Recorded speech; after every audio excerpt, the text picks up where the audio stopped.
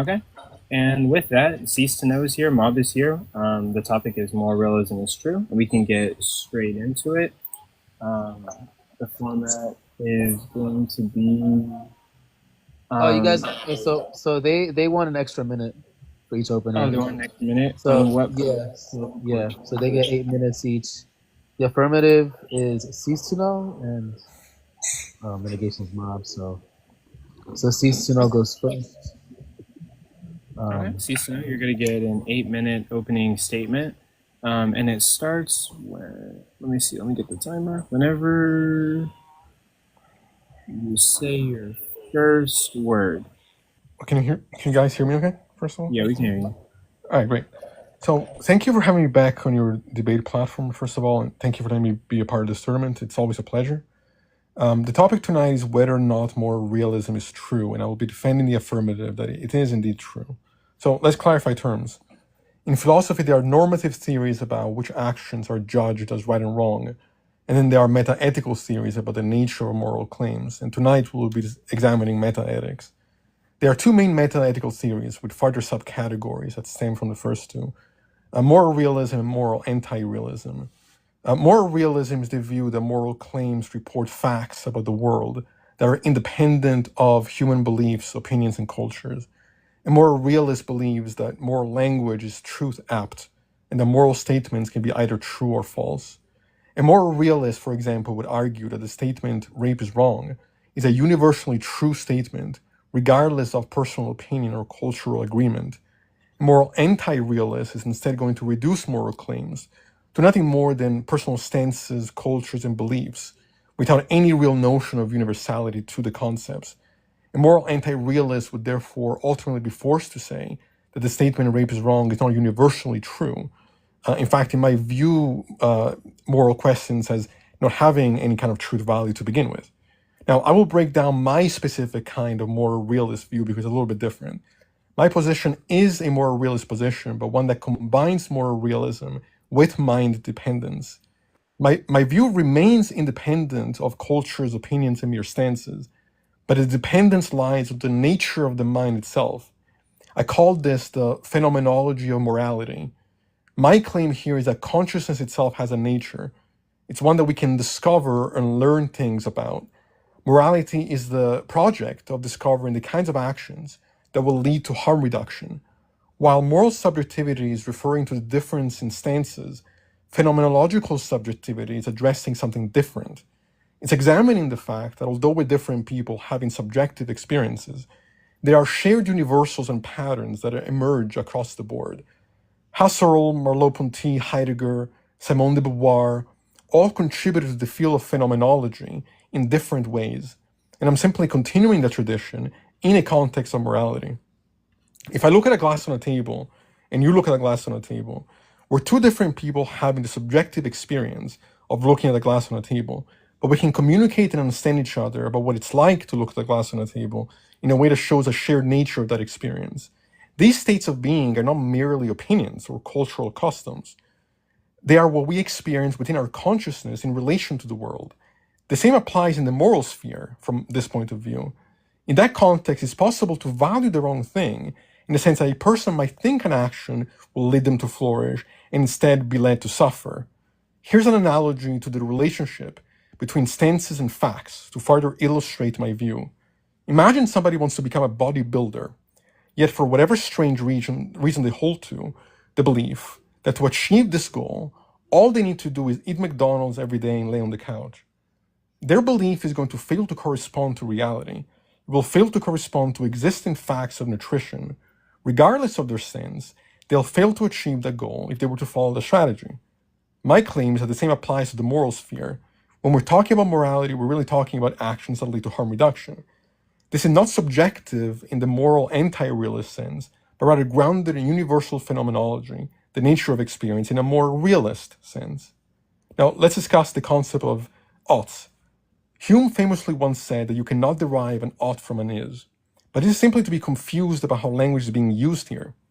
Of course, just because something exists in nature, it doesn't mean it's moral. My view is not that it's moral because it's natural.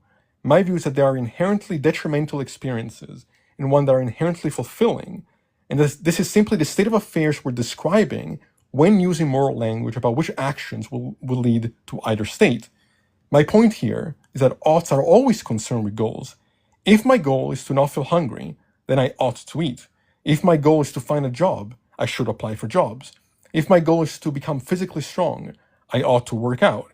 If my goal is to be moral, then I ought to diminish unnecessary suffering. Now, the anti-realist wants to claim that this goal is arbitrary, that it is stance-dependent. My claim is that this is illusory.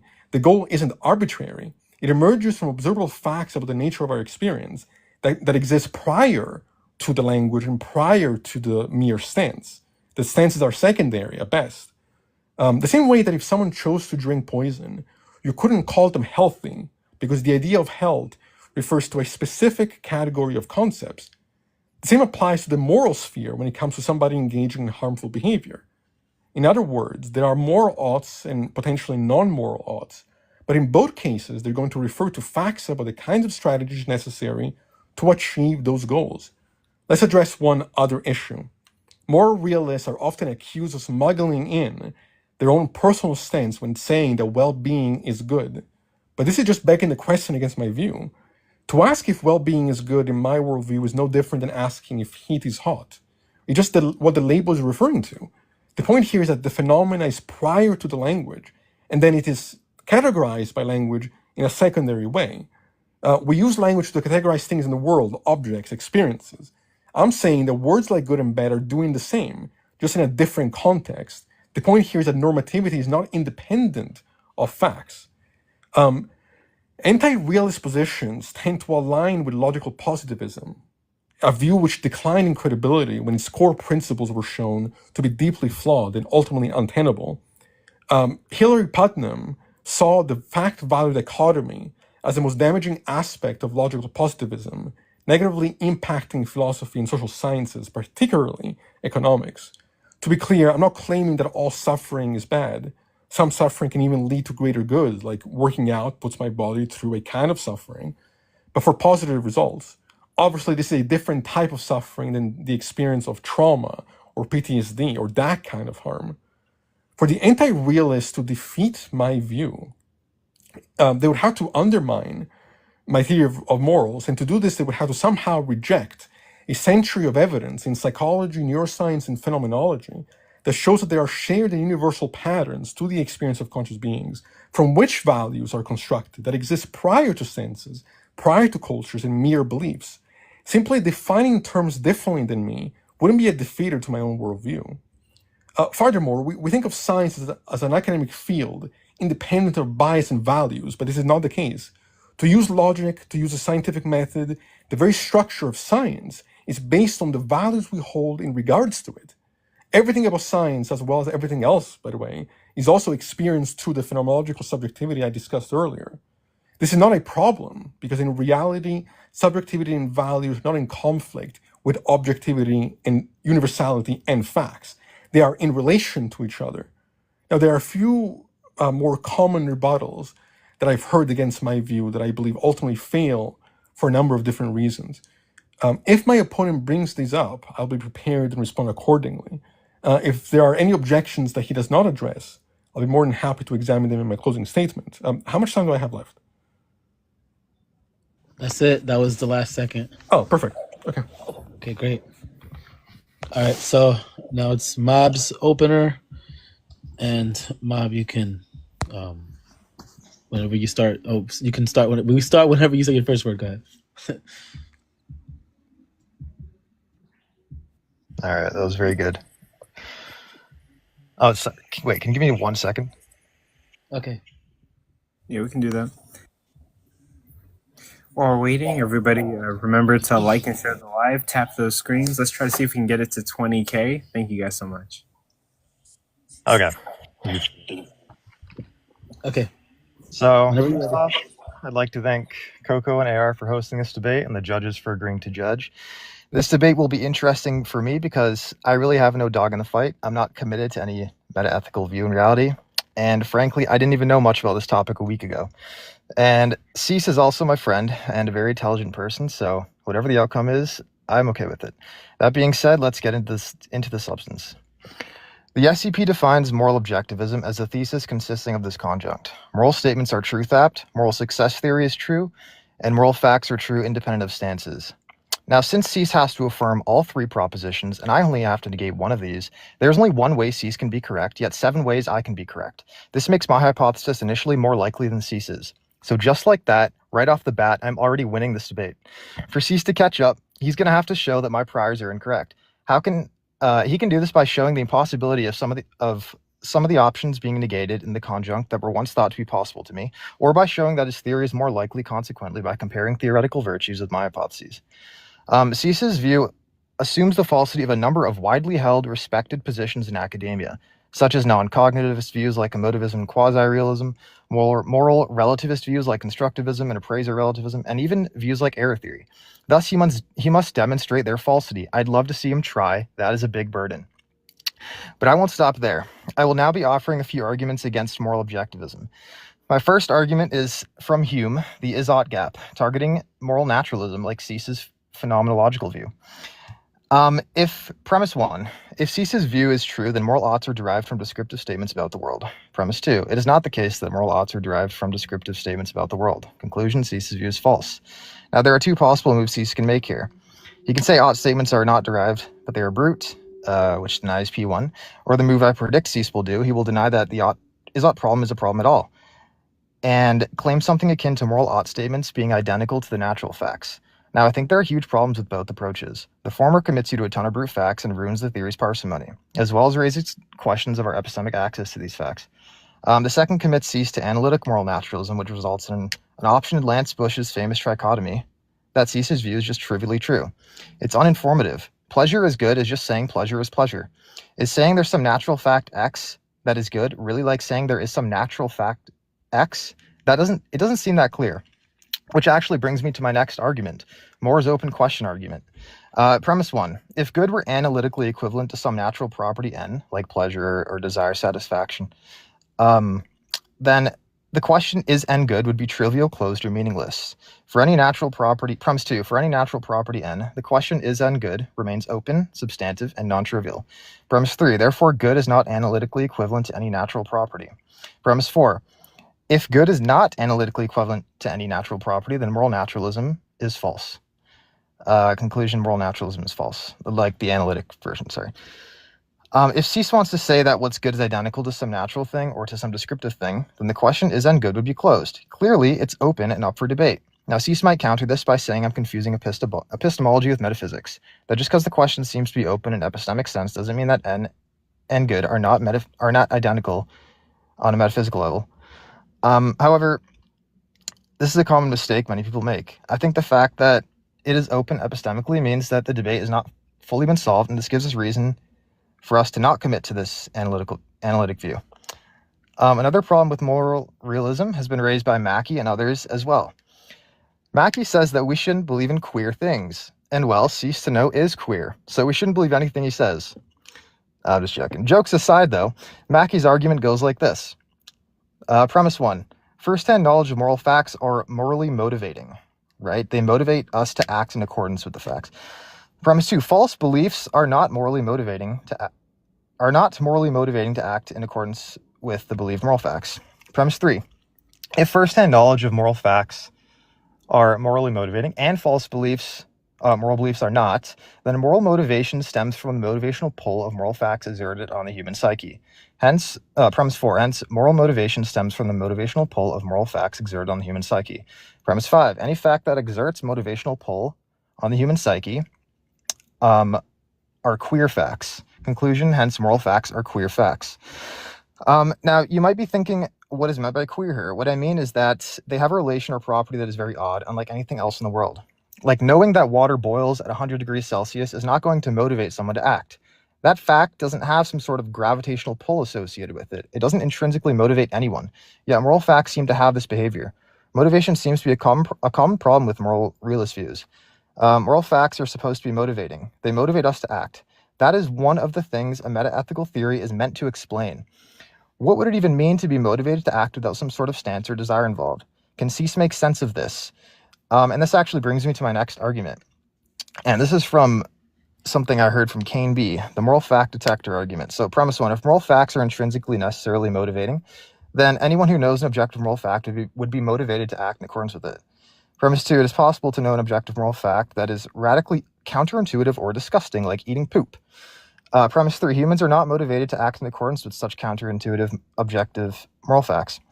In fact, we would feel repulsion and likely act contrary to them. So the conclusion is that, therefore, moral facts are not intrinsically necessarily motivating. Objective moral facts, sorry. Now, what is this motivation to accept this argument? Well, imagine I had a moral fact, magic 8-ball, and I asked the 8-ball if it's good to eat poop and toenails, and it said yes. Would you be motivated to eat poop and toenails? Of course not. Moral realism sort of misses the point of moral conversation. It actually does a terrible job explaining moral discourse and language use, which according to the SCP is another thing that a good moral theory should be able to explain. As an abductive argument, moral realism lacks explanatory power in this case, and thus it is a bad theory. And one final argument is from Sharon Street. And it goes like this. Premise 1. If evolution selects for beliefs that aid survival, and the beliefs shaped by evolution are not aimed at moral truths, then our faculties are unlikely to track moral facts. Premise 2. Evolution selects for beliefs that aid survival, and the beliefs shaped by evolution are not aimed at moral truths. Conclusion, our faculties are unlikely to track moral facts. I use moral facts here in the objective sense, of course, so Cease's view is self-defeating since he can't claim to know what the objective moral facts are, or that there are any at all. So, I got 1 minute. Okay. All in all, I've challenged several different moral realist views in several different ways. Non-naturalist views struggle with epistemic problems of how we know the facts, queerness problems, metaphysical inflation problems, motivation problems, and the evolutionary debunking argument problem, and just a simple lack of evidence problem. And naturalist views struggle from the Azoth problem, openness problem, normativity problems, also queerness problems, and motivation problems as well. That being said, I'm excited to hear Cease's responses, so let's get into it. Okay. Thank you guys for your opening statement. Now we're going to move into the 5-minute cross-examinations. So Ceasetoknow, you're going to get 5 minutes to ask questions to establish a position or delegitimize your opponent's position. And it will start whenever you say your first word.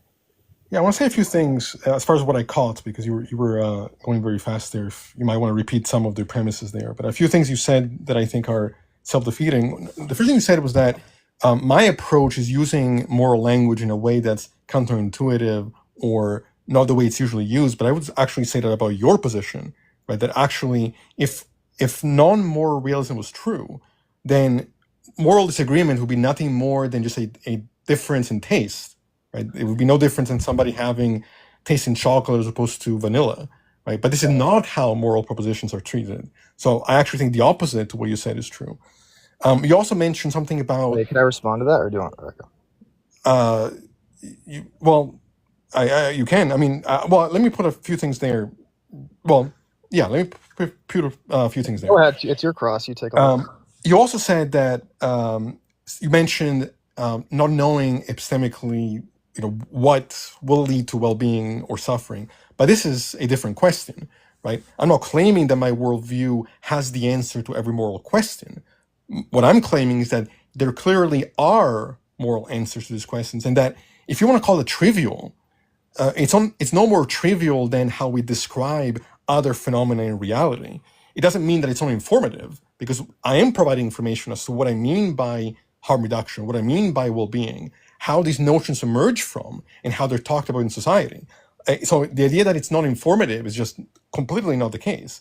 You also talked about pleasure and pain, but when I'm talking about harm reduction and flourishing, I'm not talking merely about pleasure and pain. In fact, I made distinctions there between the kind of suffering that could even lead to a greater state of well-being versus the kind of harm like PTSD or trauma that we clearly recognize are inherently negative states of being. Now, I want to point to one thing to the judges listening, that without knowing it, Mob actually conceded to what I was saying earlier about values, right? Because he's talking about epistemic virtues, right? Well, already there, you are acknowledging that in your very philosophy, you're engaging in values, right? You're engaging in a space where you're valuing certain notions over other ones, right? And if what you're saying is true, then I would have no reason to care about one value over another. No even on a logical perspective, outside of moral sphere, if values are divorced from facts in the way that the anti-realist wants to say, then anything becomes anything. We have no reason to even engage in the philosophical sphere if that was the case. I'm saying clearly that is not the case. So yeah, if you can want to respond to any of these. Damn, you said a lot there. I guess for the last part, I don't think they're divorced from facts. I think the descriptive facts play a role, but ultimately it comes down to our desires. I don't know what it would mean to just have a bunch of descriptive facts and somehow that's motivating. There needs to be some sort of desire link. And that actually is a good segue into your first part of how we use moral language. Oftentimes when we engage in debates, you see a lot of these on TikTok. What do? We run reductios and we use intuitions and stuff like that. We sort of run it as like an internal critique. We do appeal to facts about the world, but rarely do we, or I don't know if we actually ever do so without appealing to some sort of desire about the situation as well. And that's what my moral fact detector thing was supposed to point out. Like, if you found out it was objectively true that you should eat poop, would you do it? If what? If it was what true? Say the last part again? If you found out it was objectively true that you should eat poop. Well, I don't know what it would mean for something like that to be objectively true. Like, what? That doesn't even sound like a proposition. Objective fact. I don't know. It does in some realist sense. It could be any sense. There's a moral, or there's some platonic object of the sort, something. Any sense. I'm not trying to be difficult, but that question seems incoherent to me. You're not expressing a proposition, and when you and just to be clear, I'm not divorcing the idea of desires from the conversation. What I'm saying is that desires are not mere stances, right? But they have an origin that is not arbitrary the way that a mere stance would be, but rather emerges from the phenomenology I talked about. Meaning that somebody might desire the wrong thing in virtue of not having enough information to know what they ought to desire in relation to the potential capacity of these experiences. That if they knew what it was like to have one experience as opposed to another, then they would desire the other experience. Then they wouldn't desire, exactly. But what are desires, though? Desires are desires stance independent? No, I'm not saying that the desire is. I think the stance is secondary. All right, okay. Yeah, that's time for the This is fun. I'm liking this. Okay. cross-examination. All right, Coco, take over. With that, we're going to go on to Mob's 5-minute cross-examination. And yeah, this is your time to legitimize or delegitimize your opponent, ask questions or talk. You get 5 minutes, and it starts whenever you say your first word.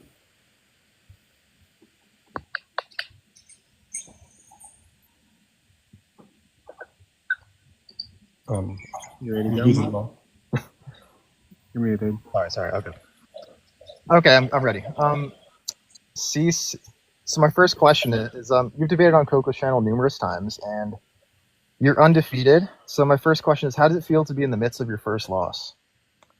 Well, Okay. I don't feel that way yet. But I reclaim my time. Okay, second question. And do you have... Well, okay, actually, let me ask you this first. Do you accept that the initial likelihood of you being wrong is higher than me being right? No, I don't, because I think that my view is actually simpler in relation to how concepts of morality and moral language are already used. Like the prior, not when considering the facts and comparing all of these virtues. The initial likelihood, when you're looking at the sample space initially, I have more ways I can be right than you, right? I'm not convinced by that, because there are as many more realist views as there are more anti-realist views. So I actually think, if anything, if I'm being charitable, I think we're even. I don't think that mine are more unlikely. I don't think you have more ways that could be wrong. Because you have to affirm 3 propositions at once, right? I only have to negate one. And what are these 3 propositions? For each one I negate, there's like tons of views associated with it. And what are these 3 propositions you're saying?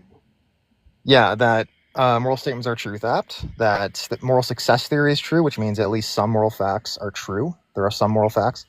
And that they're true stance independently. Like, you have to accept all 3 of those, right? I only have to negate at least one. Well, potentially. I'm not convinced that I would have to accept all 3, but I'm fine. That's what moral objectivism is. Well, I think there are different variations of it, but No, I don't think necessarily my view.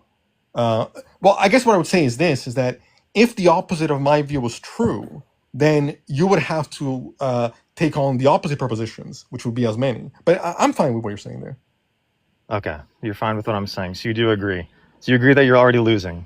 No, I don't. No, at all. See, guys, judges, crowd, I just want you to see how stubborn this man is right here. Okay. I think you're just confused about what you're saying there. Okay. Because you don't understand that if moral realism is false, then moral anti-realism would be true, and for that position to be defended, it would require the opposite claims and arguments to be true, right? So it would, ultimately, the views end up with the same amount of propositions. Wait, sorry, can you repeat that?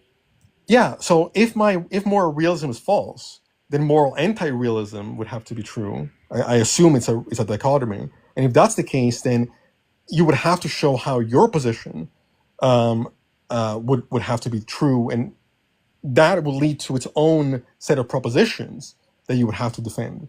Yeah, but moral realism, anti-realism encompasses a number of views. There's subjectivist views, there's error theorist views, there's non-cognitive. Right. There is more. I think there are more ways in which your perspective can be wrong than mine in that context. No, there's more ways it can be right. I'm taking the disjunct of all moral realist views. No, I understand. I think we'll have to agree to disagree. Okay. Do you have a formal argument for moral realism? A formal argument? Yeah, like with premises and inference. No, I didn't think that. Okay, you don't. Okay.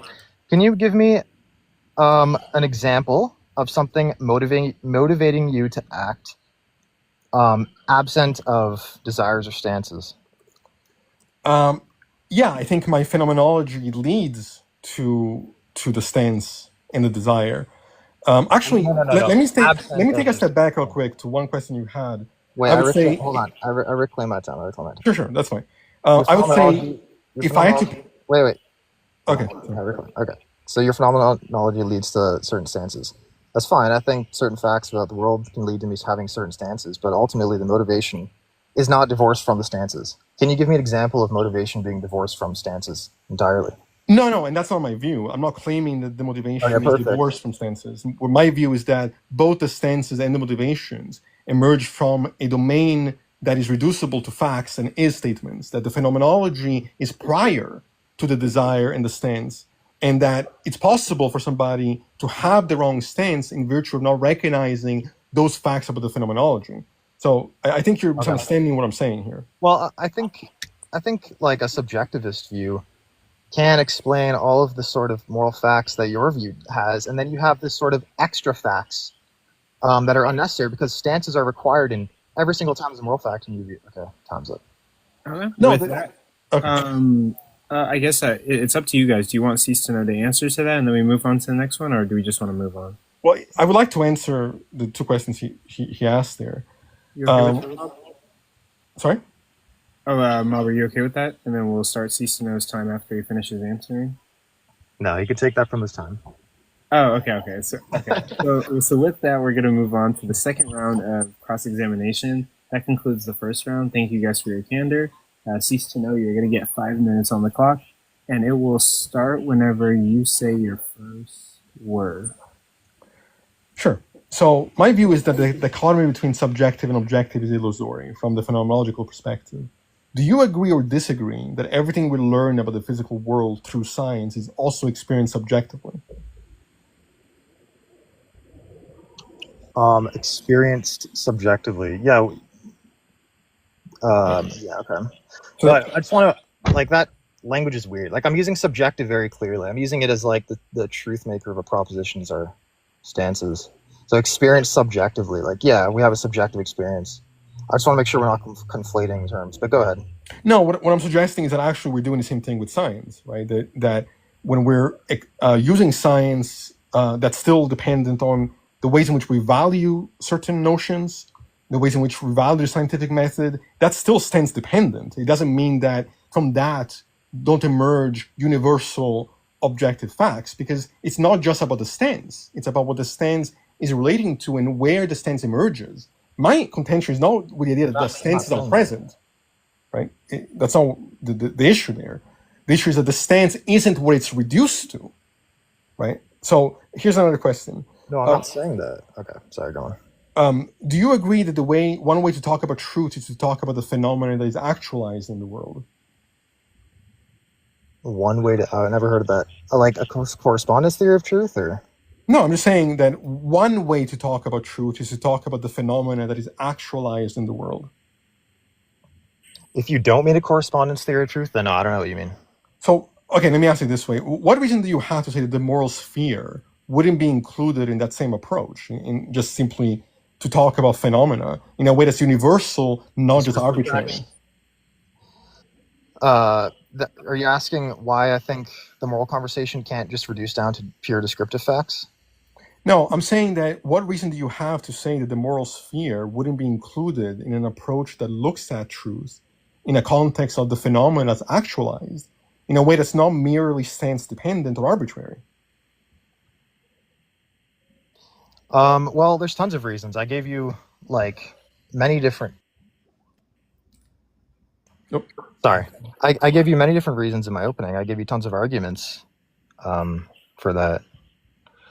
Could you? I didn't hear anything in your opening that was addressing that specific question. Would like to repeat one of them, because it didn't seem like that actually was dealing with my contention here. Okay, sorry. What is your contention again? I'll pick out the argument. Give it again. Yeah. So, first of all, do you agree that the way to talk about truth, or one way to talk about truth, is about the phenomena that's actualized in the world? And if so, why do you think that the moral sphere wouldn't be included in that same approach? Well, I think that there's an extra part of like moral conversation, which is like the normativity and motivation that you can't really get. Megs, you are distracted. That you can't really get from just pure descriptive facts. So if you're talking about the moral conversation being about true things about the world, that would assume the falsity of like non-cognitive views. But yeah, also, there isn't like an ought and normative component to it, so it's not just purely descriptive. But I gave you the example of the ways in which oughts in my opening are absolutely reduced to descriptive words, to descriptive notions, right? Like we understand a goal, and then we understand that the ought there is describing a strategy, which is all descriptive statements about how to reach that goal. And the question becomes, is the goal arbitrary? My philosophical perspective shows it's not arbitrary. Let me ask you a different question. Those are hypothetical norms, though. Those are stance dependent. They depend on your goals. Like the stance. Well, no. I also explained why the stance there would be secondary, and that why, even in the context of stances, somebody could hold the wrong stance by virtue of other goals that would still be reducible to descriptive facts. It would just be your highest order stance or something like that. Like Lance Book deals with this. It's not just a higher order stance. It's a goal emerging from something prior to stances. But let me ask you a different question. Under subjectivism, if someone held a stance that the Holocaust was a good thing, you would have no way to argue against them. Do you agree? No, I don't agree. Why is that? Well, how you would argue against them is by appealing to certain internal facts about their psyche. Like they can hold that belief that the Holocaust was a good thing, but they might have some contradictory beliefs because they value their own well-being, and something like the Holocaust acts contrary to their own well-being, or maybe they value certain things that they didn't really fully think about in their view that contradict that belief as well. So we can have internal contradictions that we can still reason about. Okay. Well, in the context. With that, we do have to stop there. Mob, you're going to get your 5 minutes next. And I can start your timer whenever you say your first word. Okay. I also just want to be clear. I'm not like committing to subjectivism in this view, but let me ask you a couple of questions. Okay. So, I guess, do you disagree with any of like the premises and any of the arguments I gave in my opening? Yeah, there was a few that I heard that I'm trying to remember especially what you said.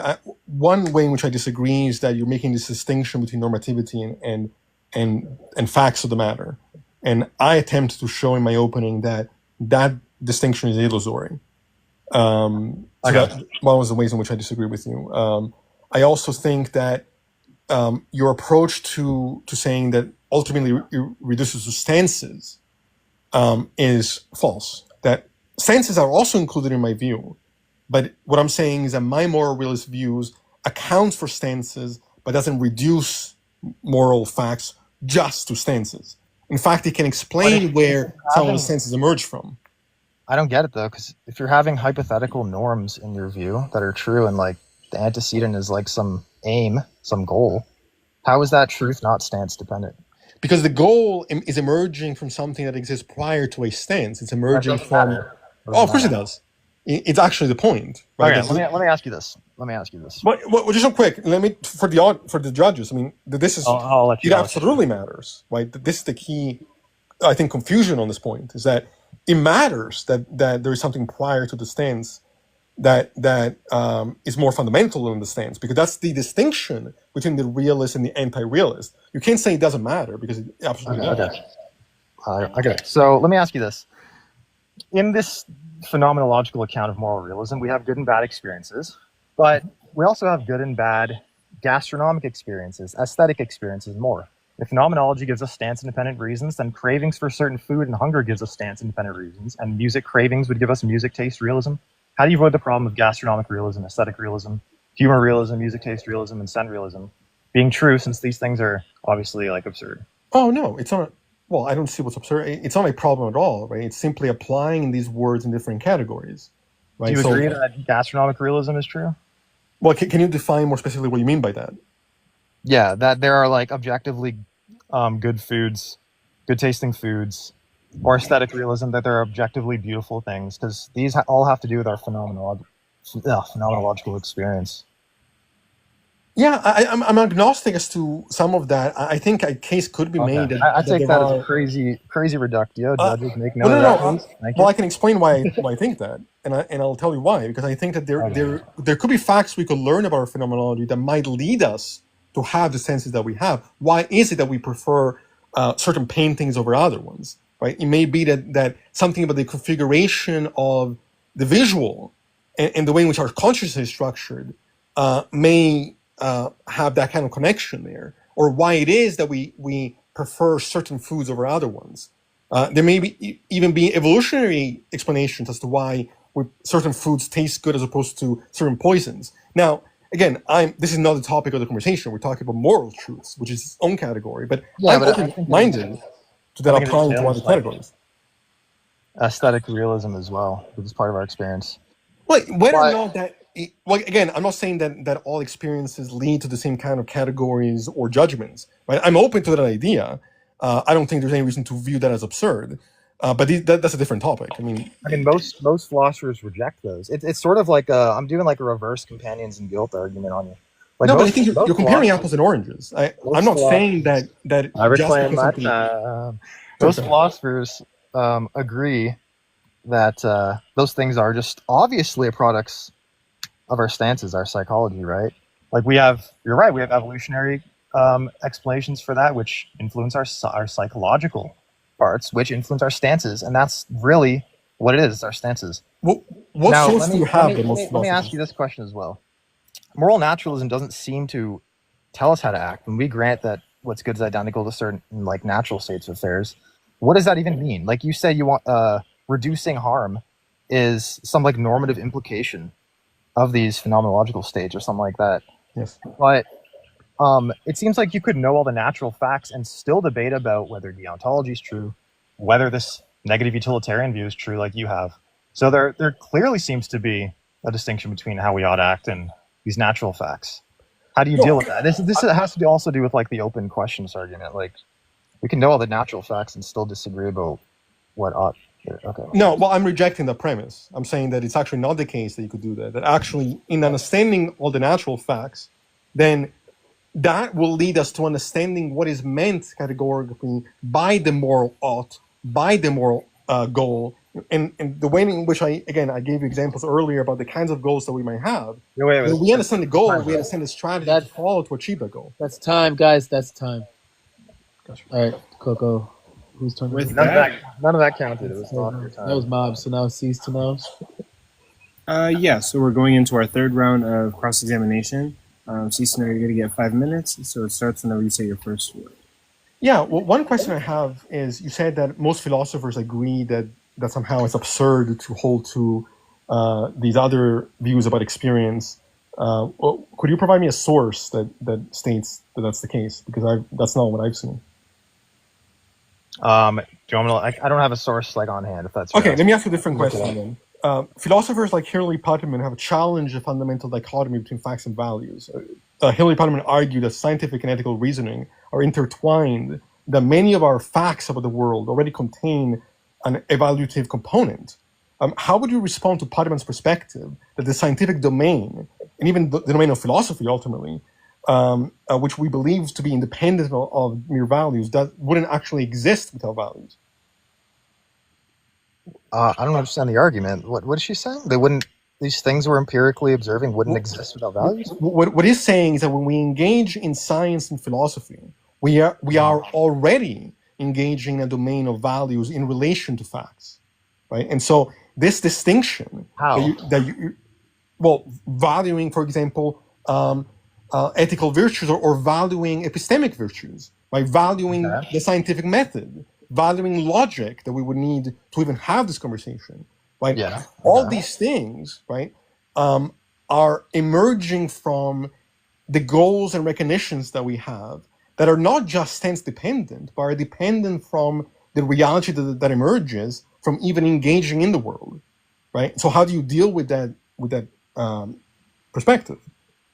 Yeah, I mean, I think almost every view, well, not almost every view, but a lot of anti-realist views are compatible with that. Like, they're not compatible. But how? Like under like a quasi-realist view.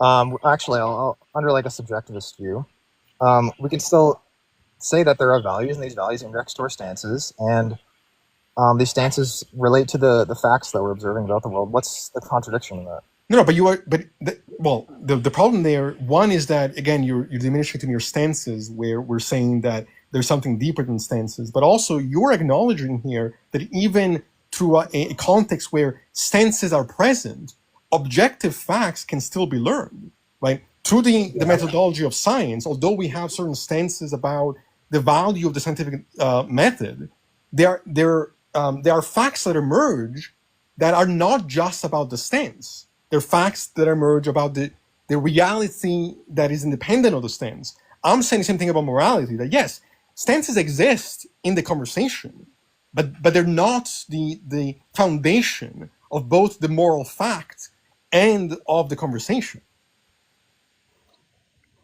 I guess I don't really understand the argument, to be honest. I'm not like clear on the inference you're making. Like, does she have like a formal argument where I can see the inference clearly? Or? Well, simply, I'm trying to show that that your view is ultimately self-defeating. That you're saying that there's this distinction between facts and stances, and in reality, you can have stances that are in relation to facts. Yeah, but the stances are not what's fundamental. Of course, they have relations. Yeah, you can have stances related to facts. Why do you think I'm? No, but what I'm saying is that for you to show that moral realism is false, right? You have to show that the stance is what's fundamental, and that the moral facts cannot exist independent of the stances.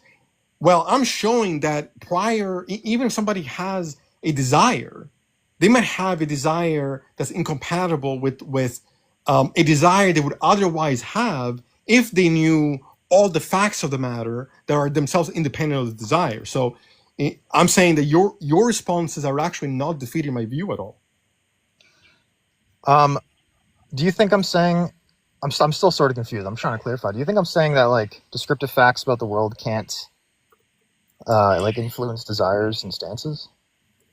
Well, it sounds like what you're saying to me is that... Wait, I just need a yes or no to that. Okay, say it again. Do you think I'm saying that descriptive facts about the world can't influence, or they have no relation to stances? No, I'm not saying you're saying it has a relation, but I think you're saying that the relation is what I'm describing as an incorrect relation. An incorrect relation? Yes. What is that? What do you mean? What is it? I'm saying that your attempt to undermine my more realist perspective is out of a confusion about how stances relate to my more realist perspective. Okay, we'll stop right there. Mob, you're going to get 5 minutes, and then that's going to conclude 3 rounds of cross-examination, and then we're going to move on to the closers. So, Mob, your 5 minutes starts whenever you say your first word.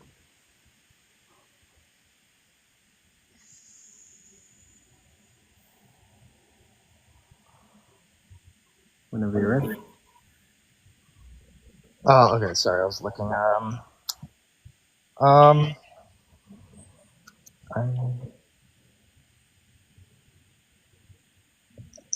Okay. I guess I'll run. Let me ask you this question. If you say, like, you think good is analytically identical to natural properties, right? Like the term good. I think the term good can be used in 2 different ways. One can be used to describe the experience itself, and it can be used to describe the action in terms of whether or not the action leads to that state or otherwise. Like the way you bridge the is-ought problem is by saying the oughts are identical to the descriptive facts, right? The way you can bridge it is to show that the oughts are still existing in a context of facts, in a context of strategies in relation to goals. The is-ought problem is a formal issue. If you formally write some sort of argument, you have premises and a conclusion. If ought doesn't appear in the premises, then it can't appear in the conclusion, right? But if your premises is full of descriptive facts, then you don't have an ought in the conclusion. How do you solve that problem? No, what I'm saying to you is that that's a confusion of language, right? That it's a confusion of language that would only be true if logical positivism was true. And what I'm saying to you is that actually that perspective ends up being self-defeating. How does saying that arguments need to be valid assume logical positivism? Right. So what I'm saying is that when we're talking about oughts, right, we're talking about goals, and goals are going to reduce to facts and strategies to achieve those goals. And the context that explains why logical positivism has failed is because its essential tenet, which is called the verification principle, is self-defeating. Right? How do you verify the statement of that verification principle? Right? Because it could not be empirically verified or logically. The oughts reduced to descriptive facts. Are you saying they are derived from the descriptive facts, or they're identical to them? I'm saying that oughts are derived from the descriptive facts in the sense that they are describing the strategies required to achieve certain goals, and in every part of that statement, we are talking about is statements. Okay, so they do derive. So then, you agree in an argument that if X is in your conclusion, but X is not in any of the premises, then it's formally invalid. The conclusion doesn't follow from the premises, right? But that's not what I'm doing. No, I'm just asking. You agree with that, right? Say it again. If X is not in the premises of an argument, then it can't be in the conclusion because the conclusion would not follow from the premises. Yeah, I understand. Yeah, I agree with that. Okay, so unless you have some like fundamental oughts there in the premises, then you can't get it in the conclusion of the argument, right? So do you have fundamental oughts? Yeah. I'm not saying... So I agree with you that when we talk about morals, we're saying if you have this goal, then this is how we achieve that goal. And the question there is the if, right? But what I'm saying is that the if that then leads to that goal is not arbitrary. It's not merely a product of culture or stances or opinions, but rather emerges from the phenomenology I discussed. Okay. So nothing about what I said there is invalid. I recognize that, yes, you have to have the if statement prior to or in front of the proposition. Yeah. I do feel like your view falls into the trivial part of the Lance Bush trichotomy. It's not really formative, but I got 1 minute left. Let me go with the EDA. So you agree that if evolution selects for beliefs that aid survival and the beliefs shaped by evolution are not aimed at moral truths, then Our faculties are unlikely to track moral facts, right? Sorry, you were cutting out. Could you say it again? Like evolution's geared towards survival, not moral facts, right? Sure. I mean, Okay, wait. think, You said sure. You agreed. Okay, so well, since you agreed, I mean, let I me reclaim back my up for a time. I second. reclaim my time. Okay, So but let me you said answer sure, your question accurately. and that, I think it depends. I think there's ways in which both can be true. I think there are evolutionary benefits to certain moral principles, but my view is not grounded in mere survival or evolution. So it's not. no, really I know yours. I know yours isn't. That's the problem. Because if evolution guided us towards survival, then we wouldn't have any reason to trust that our faculties are geared towards knowing what these moral facts are. Okay, we're I gonna think that follows. okay. We're gonna have to cut it there. Now we're gonna go into like closing statements. Thank you guys for your candor. That was 3 rounds of cross-examination. So both of you guys are gonna get 3 minutes, and Ceasetoknow, your 3 minutes will start whenever you say your first word. Yeah, so I wanted to. A mob earlier asked me for a formal argument, so I wanted to provide him with one in my closing statement. Premise 1: the statement "killing a defenseless person is wrong" expresses a proposition that is reducible to a state of phenomenology. Premise 2: the proposition "killing a defenseless person is wrong" is true. Premise 3: the proposition is true because there exists an objective, stance-independent fact about the phenomenology of killing that person. So I wanted to provide that formal argument, but I wanted to address some of the confusion here. I think the problem with this conversation is that it's not really my position that the mob was addressing. Right? It's not really my position that he was taking issue with. Right? I'm not claiming that stances aren't a part of the conversation. What I'm claiming is that these moral facts are reducing to something that's not just the mere stance, not just the mere culture or opinion, but rather what I called earlier the nature of the experience, right? And that when we're using words like ought, we're describing particular goals. And in the context of moral discourse, we're talking about the goal of reducing harm. And so this is not any linguistically different than if somebody said, well, I don't have the goal of being healthy, so I'm just going to drink poison, that we could still call that person healthy when they were drinking that poison, right? It would simply be, like Mob said, trivially true that they would not fit that category. But this doesn't mean that it's not informative, right? I'm still grounding where moral notions are emerging from, right? I'm grounding the relationship between facts and values, which always exist in a different way than what Mob was describing in this conversation. And so this is, I think my view is absolutely informative. And it's not just expressing something that's trivial. It's grounding where these notions emerge from. And that when we're talking about morality, we're talking about something that extends beyond mere taste, that people don't treat moral discourse and disagreement as a mere difference in taste.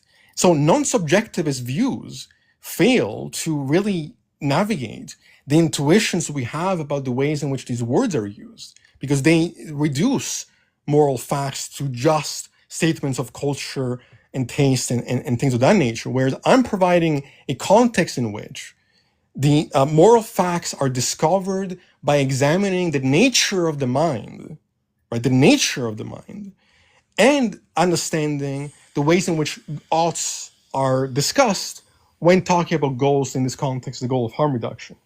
I'll finish your last sentence. Yeah, the last sentence is going to be this. Thank you for letting me have this debate. And again, I think that for moral realism to fail, logical positivism would have to be true.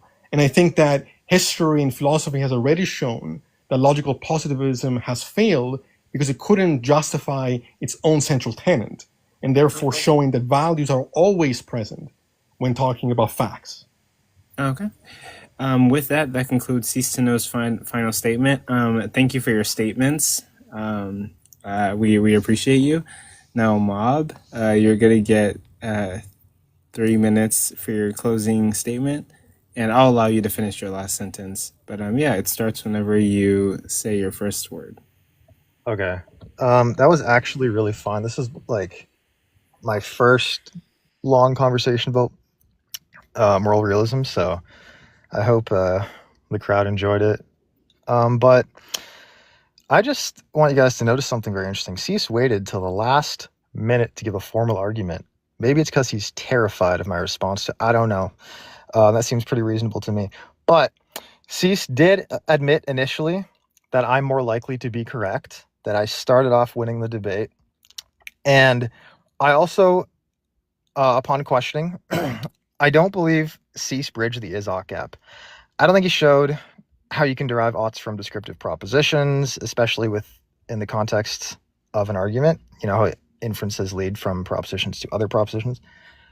And I think also he references his reference to like hypothetical norms that are indexed to goals, and those are indexed to goals and stances. They have them in the antecedent of the hypothetical norms. So I don't know how he can get around. I don't feel like he got around that pretty well. Because I agree with Lance when he was debating Michael Brown, that the like Kantian constructivist views are not realist views. But okay, that's a side point. Hold on. And in the end, he admitted his view, like at the last, just before the closing statements, he admitted that his view is not based on survival, which means that Sharon Street's evolutionary debunking argument works against him. He can't reasonably believe that moral realism is true if his own faculties are evolved to be truth tracking are not evolved to be truth tracking with respect to his own moral framework. So at the end there, he actually conceded that it's irrational to believe his own meta-ethical framework. He also, I had more arguments in my opening he didn't address. He didn't address my queerness argument at all. He didn't touch it. He also didn't address my open question argument at all. So I don't think he's exceeded. I don't think he demonstrated the falsity of many views like quasi-realism, like error theory. Those weren't even touched. He still had like a ton more work to do to demonstrate that realism is true, which I get it's hard to do in an hour-long debate, but those weren't even touched. So as far as his burden of proof is concerned, yeah, he did not meet it. And that'll be the end of my closing. Okay. With that, that's going to conclude the debate. Thank you both, Mob and Ceasetoknow, for your statements. I just found out I was using a certain word wrong, facepalm. Judges, how are we looking? Can I say something that this will be not something that the judges judge on, but just for the audience listening? Yeah, go for it. Yeah, so I want to say something. Yeah, so there's a reason why I didn't address those views, because they didn't actually relate to my position. So I didn't feel any need to address those views because they were not relevant to my framework. So Judges, you cannot include this in your... No, I said, yeah, you don't need to include it, but I wanted everybody to just hear that because, I wasn't trying to avoid it, just wasn't relevant. Okay. Mob, did you want to say something? Yeah, I just want to say, Cease is adding that on now because he didn't actually have responses to them. And Cease, go back on mute. My turn. And yeah, that's just looks really bad on him. Looks really, really bad. I think judges should consider that. Okay. Okay, guys. I hope you guys can stay friends after this. No, I actually, this was really, I love being able to debate somebody that I actually like. I think it's fun. One of the first times I'm actually going to the chance to do that. So, I'm happy with it. Okay. And judges, do you guys need time? We can do audience comments, questions, critiques, and concerns, or you guys good to go? I'm good whenever. If we stay consistent, I guess. We did questions first last time, so it's up to you. Yeah, I'm good whenever. Yeah, it gives time for the judges to write down what they can write down, gather the thoughts. Stephen, how do you feel? Are you do you need more time or? But yeah, I think as good as As I long can. as one person needs no more time, we should just give them the time. I think I'm fine. Yeah. But Yeah. okay, but I would think I guess we could either stay consistent and allow people up, or we can let them go. What do you want to do? Whatever you guys want to do. But yeah, I just think maybe the audience could just ask questions. Yeah, let's do audience questions, comments, and concerns, and then we'll put the poll up, and then we'll get to the judges vote. So, Cage, your first up. What you got to say? I just had a question for Mob. Given how false your position is, how difficult was it to win this debate tonight? Was that for me? Mob? Sorry, what's the question? Jesus Christ. Given how false your position is, how difficult was it for you to win this debate tonight? You're saying I won? And you heard? Okay, whatever. The only thing I heard, buddy.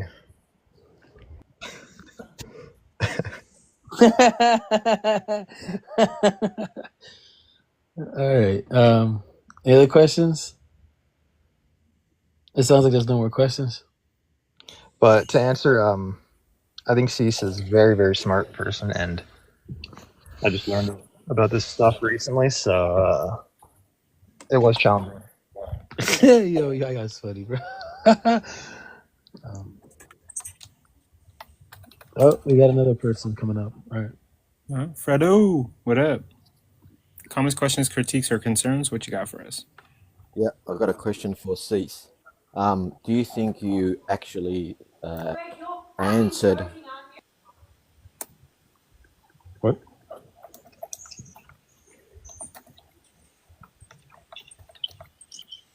What's your question, Fredo? I think you cut out. Sorry. Do you think that you answered the question of is the goal the ought of a goal objective or subjective? Yeah, absolutely. I think I clarified the relationship between facts and values, what we mean by goals, the ways in which senses relate to these concepts.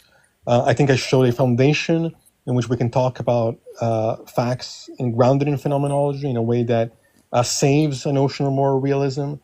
And like I said, I think a lot of the other views I didn't need to address them because it didn't address my position.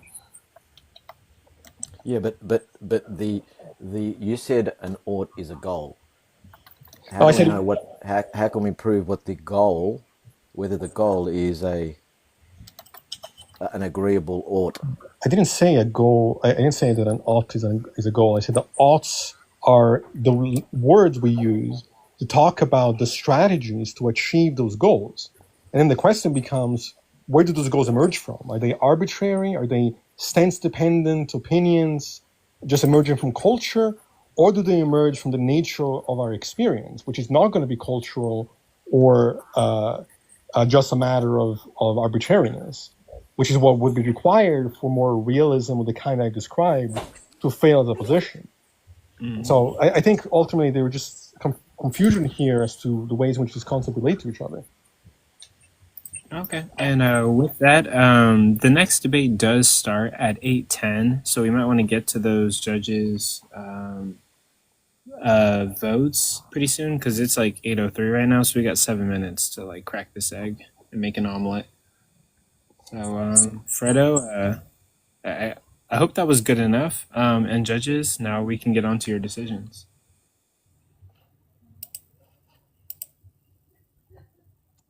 Or I'll just pocket the second first and go first again.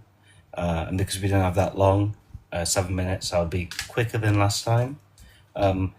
Both well done again. I think this debate, I don't know, maybe structure was lacking compared to the other debates of the tournament so far, which I didn't really expect from either of you. I thought there would be overall, a lot more structure and I guess pointedness towards your questions and rebuttals. Given that, your opening statements were great. Both of you did really well.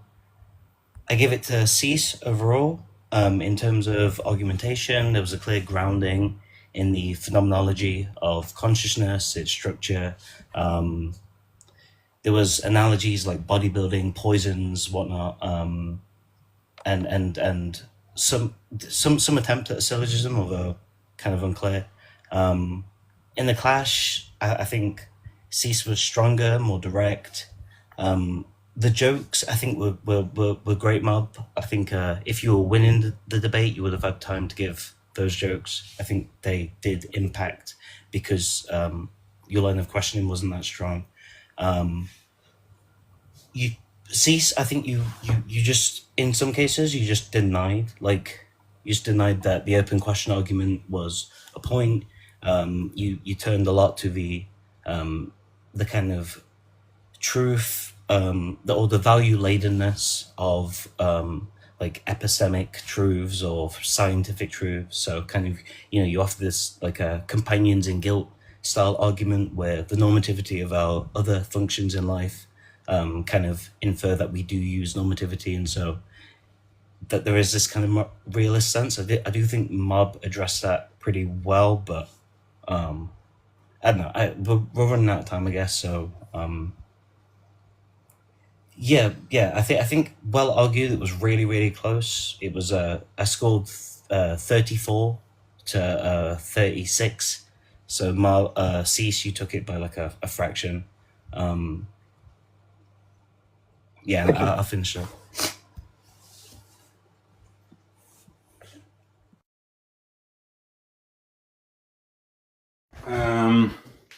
Yeah, I thought that was good and really close as well. As I'm speaking now, I actually haven't decided, so I'll just go through some points and hopefully come to a decision by the end. The opening statements were good. I'm a little bit unclear, and we could maybe talk about this after, about the exact details of Cease's position, because I initially thought, okay, it's just a sort of analytic naturalism, where something like the good actions are just those which produce harm, or something along those lines, and that's just what it means to be a good action. But then it later became something about the good being that which is conducive to certain goals, but it's still objective because those goals are grounded in further or basic facts about phenomenology or psychology or something like that. Maybe I'm misunderstanding the position, but that seems like a different view, which I actually don't think is a realist view. But regardless, that wasn't something that was really addressed in too much detail in the discussion, so I can't really judge too much on that. Some of the things that came up, I'll try to be quick. The point about priors, yeah, I'm not sure how significant of a point that is. I think Bob was sort of technically correct that there's more theses that you have to reject, you have to accept as a realist, and really just at least one of them has to be false for the realism to be false. So in that sense, it's there's an argument to be made there's an antecedent more probable. But I think it's a fairly minor point. And then, yeah, some of the arguments that were brought up I thought weren't pertinent, as Cease has mentioned, to at least Cease's view. Queerness argument, I don't think that's relevant, since I don't think he was positing his queer moral properties, especially if it's an analytic naturalist view. Although open question argument, I think that should have been explored further. I'm not convinced that a compelling response was given. A lot of focus was put on the Hume's is-odd gap and the fact-value distinction. I thought this is where Cease did pretty well. I thought there's ways to push back again that weren't really discussed. The quick leap from the fact-value distinction to a sort of logical positivism I thought was a bit strange, but again, it wasn't really addressed or discussed. So that would probably be a point for Cease there. He gave an argument at the end in his closing, which is kind of a standard realist argument. Just that, it seems like this is something that's true, and like it's not sense dependent, and so on, and it's a moral truth. Would have liked that earlier in the discussion, so there could be a target of the the debate, but regardless, it's still something that contributes to skies. So overall, yeah, very close. You really should have known that Hillary Putnam was a man, but whatever. No one's going to comment on that. I would want to give this as a draw, but I'll give it very slightly to Mob. I'll give it very slightly to Mob, but it really could have gone either way.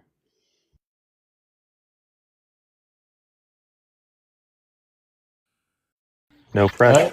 No pressure. Either Mitch or Steven? Mitch, you already went, right? Yeah, I already gave mine. Oh, gotcha. Yeah, Steve. Yeah, true. Yeah, Steven's your turn. So for the opening, I gave it to Cease. I think he's very clear, concise. I understood his position, at least from what he stated. Mob, I think I felt like a lot of information was kind of thrown at me. That could be my inability to track, but you had a lot of content that I think maybe if you could have made it a bit more concise or saved some of the arguments for like the cross-examination, maybe that would have helped. But I felt like I had some difficulty tracking because there were several like arguments that I'll probably look at later to make sure I'm actually understanding them. But Cease, you brought up some of the classic topics like the Izhok gap.